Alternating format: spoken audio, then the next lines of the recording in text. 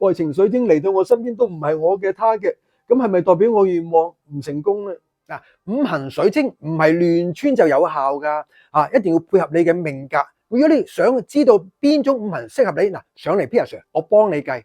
大家有冇諗過啊？我帶咗愛情水晶，好啦，埋到我身邊嗰個都唔係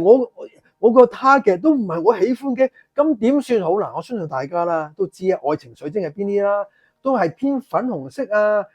呢個紫色比較多嘅，係咪？嗱，咁好多人都問我呢個問題，點解 Peter Sir 會出現呢樣嘢啦？我想同大家講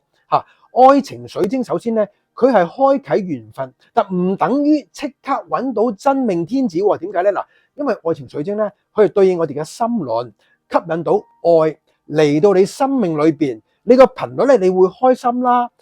人緣會好啦，打開你嘅心醒咁呢個係我哋人生嘅一個體驗嚟嘅咁所以話你話呢個唔係我杯茶喎，嗱，有陣時可能係一個過渡期，或者係一個課題。嗱，我今日 Peter Sir 再教你嗱，你其實咧，你帶愛情水晶一定要同佢連結嗱，大家要抄招都係係啦 OK 啦，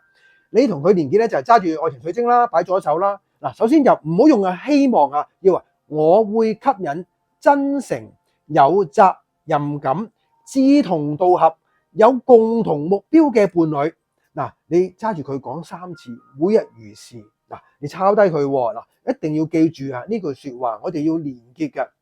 咁好啦，咁想同大家講，最後咧，我哋帶愛情水晶咧，就唔好諗住我要即刻見效，我聽日就會嚟到我身邊，唔係嘅，你要好信佢，信任你嘅直覺同佢做每日連結咧，嗱，你就會睇到揾到你嘅真命天子啦。